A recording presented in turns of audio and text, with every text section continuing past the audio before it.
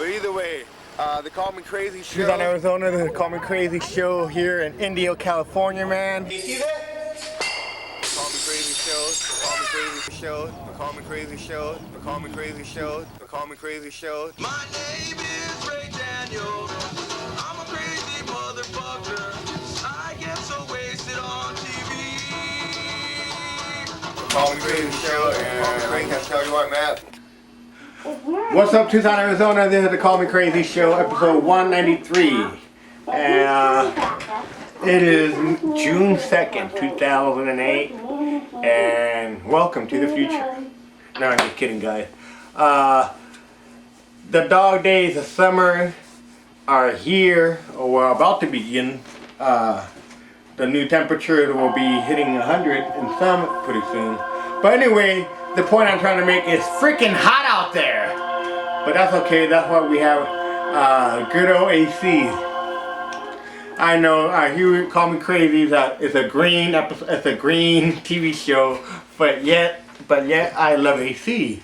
So I guess that makes me a hypocrite. But anyways, this is episode 193, and I actually want to talk about certain things today real quick because I'm a very busy man. And anyways, I could almost make a collage of every time you said that. And one day there might be one. But yeah, that's my saying. I'm a very busy man. But anyways, me and my coworkers were talking about presidential election. It's by far the biggest news for me of the year, and unfortunately, it looks like Hillary Clinton ain't gonna be clinching the Democratic nomination. So therefore, my heart has turned black, blacker than the soul of midnight. Cause the fact of the matter is, because Hillary Clinton didn't win, for me, in my book, the Democratic nomination, it means John McCain is gonna win the presidential race. And you know what, guys? This is Call Me Crazy. I speak it and I say how it is. You know, the point I'm trying to make, a lot of time and money and momentum and energy has been being spent on everybody else other than Hillary Clinton. And everybody's tending to forget that we're all trying to beat the Republican nominee, John McCain. And all this bickering between everybody in the Democratic Party has hurt our chances of getting someone into the White House, and I'm bracing for disappointment, guys. This is I'm going to be smart about it this year. I remember in 2004, I was convinced that John Kerry was going to win, and no, he did not win. So I'm telling myself, come November 2008, you know, presidential race is already over. It's going to be President John McCain, you know. So when it does happen in real life, it's not such a gut-wrenching, heart-sucking, soul-sucking incident in my life. Because there's going to be a lot of pissed-off people come November of 2008. And that's my point I'm trying to make, is that everybody is,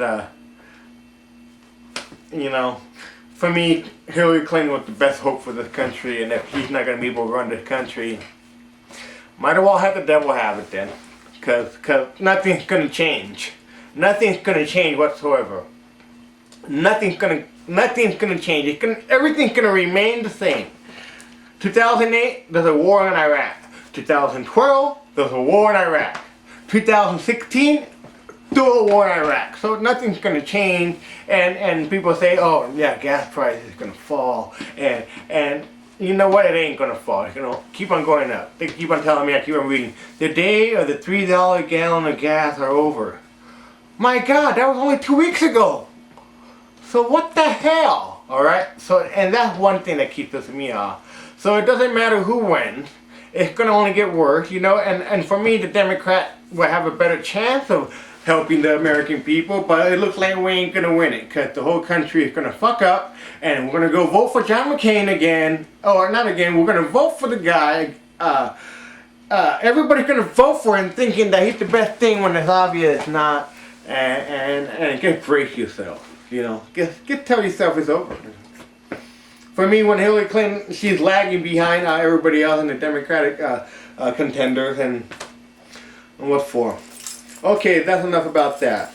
Okay, second thing I wanted to talk about, Memorial Day just went by, came and went, and you know, if you didn't say a prayer for these guys on Memorial Day, then shame on you, because I did. But anyways, I did it for all you guys anyways out there in La La Land, so it's okay, I did it for you guys. But 4 soldiers were killed in Memorial Day 2008 in Baghdad, in Iraq. So, you know, it's a sad thing where everybody in this country is barbecuing, cooking, and having sex, and having threesomes, and doing lines of coke, and shooting up heroin, and raping, and having incest with family members. And yet we had these soldiers dying for us in Iraq on Memorial Day, and no one gets a rat's ass. So we should give them a hand. The coolest motherfuckers out there, and keep it up. And I feel patriotic, guys, because you know what? Because last night I saw one of the greatest war movies of all time, and it's called Rambo. Called Rambo. It's the new version with Sylvester Stallone. But wow, very, very brutal, very horrific. I liked it. Very, very real. You know, there's a part in the movie where these Burmese soldiers, that their mother running by her with a toddler in her arms, and she's like, ah! And these Burmese soldiers grab the kid and throw him in the fire. And yeah, that's war as hell. So it's a great movie, and I'm not saying because it's violent, but in terms of being Rambo and patriotic, at the end of the movie I felt like saying, fuck yeah! That's what I'm fucking talking about. No, but I didn't, because then if I was doing that in my own house talking to myself, then the guys in the white straitjacket would have to come and take me away, and I won't be able to call me crazy. And that's not a fun thing when the people in the white coats come to your house and ask you if you have lost your marbles. And I was like, no, I didn't have marbles to begin with though, doctor. But anyways, what else is new? Fucking Suntran, motherfucker, I can't believe this shit. It's gonna be going up. There's another price fair change coming up, and it might be effective in July. So it's gonna be going up $1.25. So for all these past 7 years, everybody's been like, oh, okay, it's only $1. You know, you can get on the bus for $1. Now I feel sorry for the people who have that $1, and the day comes in July for the July 08. The bus is $1.25. You don't have that quarter on you. So what does that mean? That you're standing out there in the street corner at the bus stop in 108 degree weather, and you have no idea about this price hike, and the bus driver is trying to tell you that's $1.25, and you don't have that filthy thinking quarter. Oh, that pisses me off, man. That pisses me off, because for the extra quarter that everybody should be paying, it's gonna be paying on that $1. Every bus driver in the Suntran district should be like, how you doing? Come on aboard. But how you know, nothing worse than a rude Suntran bus driver. You know, I've seen a lot of people going like, good morning, how you doing? Not a single fucking word from them. It's like, yeah, so, you know, once in a while I'll meet a very cool Suntran bus driver. They're very down to earth, and they say, hello, how you doing? Hot out there. But nothing worse when these guys are just like behind these big old like Tom Cruise Top Gun sunglasses, and they don't say a single word to you. And me, I'm affable. You know, I say hello to everybody. I don't care who you are. I don't care what race you are. I don't care what country you come from. I'm only gonna say hello to you, no matter what. And when no one tells me hello back, it's like, you are rude, and you're supposed to be serving the public sector and representing the Suntran company, and this is how you represent them, by being cold and non what's the word I'm looking for? Get downright rude. So if everybody can be paying an extra quarter on every buck for the Suntran, every Suntran bus driver should say at least hello, thank you for paying my wages. And enough about that. And I'm pissed off about that because it's just not fair that the people of Tucson who cannot afford the extra quarter are being forced to pay that extra quarter whether they like it or not. You know what I'm saying? And the minimum wage still stays the same in the state of Arizona, but everything keeps going up, but yet minimum wage is still the same, still the same, still the same, still the same. So, but what do the politicians in Washington care? They don't give a rat's ass about how much you're paying for the gas. They don't care how much you're paying for the gallon of milk for your 4-year-old kid. They could care less on the fact that you're spending all your money, your what do you call? You know, I got my tax stimulus 2 weeks ago. It was gone in 1 hour. I paid 3 bills with it and it was gone. You know? I didn't buy no CDs or DVDs. I didn't buy any of that bullshit for myself this time. I was like, you know what? I am forced to spend my tax refund on 3 important bills that I shouldn't be worried about, but unfortunately I have to fucking worry about it. And yet the Bush twin, one of the Bush twins can get married in a top secret wedding in Crawford Ranch up in Texas, and they can spend $100,000 on the cake. And yet I can't spend $10 on a cake? Oh, that just pisses me off. Because I quit drinking 2 years ago, guys, so I'm a chocolate fanatic. So if I don't have chocolate anymore, I start being aggro and I start being real, what's the word I'm looking for? Real aggro, like I'm jonesing for chocolate, guys. So this is what happens. So that's a lot of things I have to talk about. But pisses me off that everything's going up, and then I'm reading the paper a couple days ago, and then the price of postage stamps went up.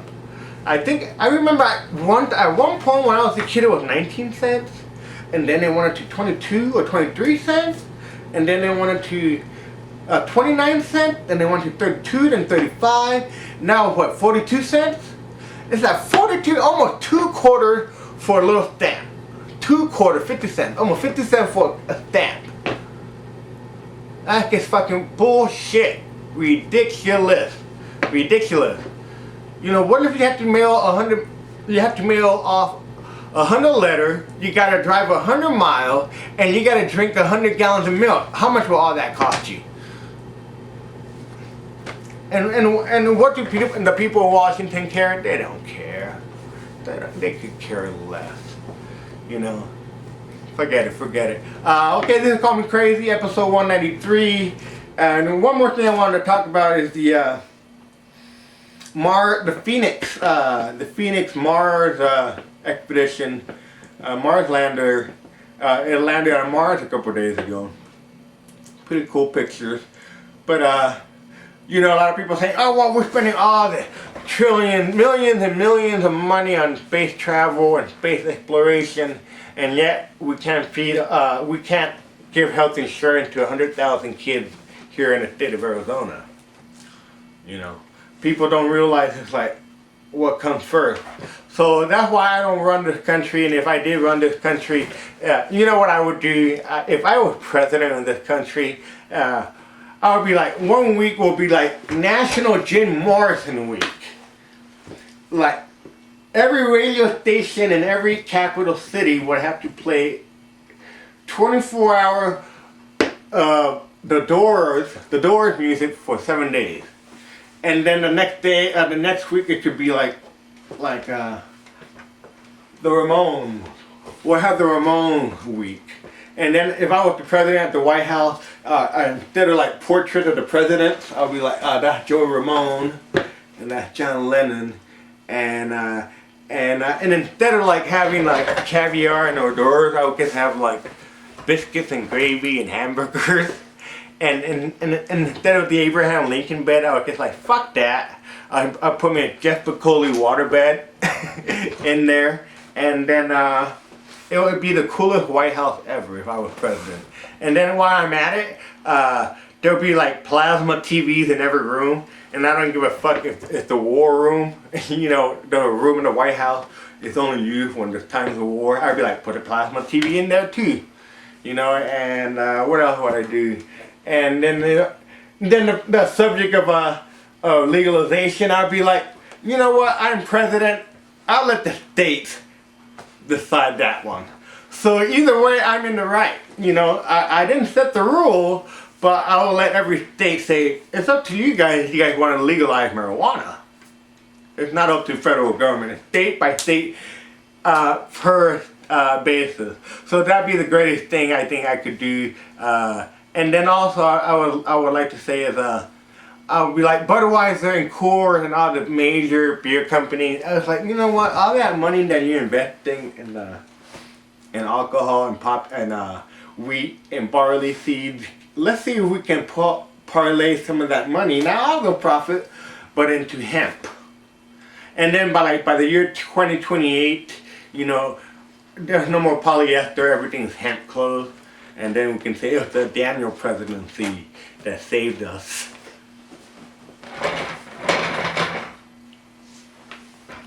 I'm just kidding. No, I'm just kidding, guys. I'm out of here. I gotta go. It's already almost it is 5:44 on June 2nd, 2008. I gotta go because I gotta get up early, y'all.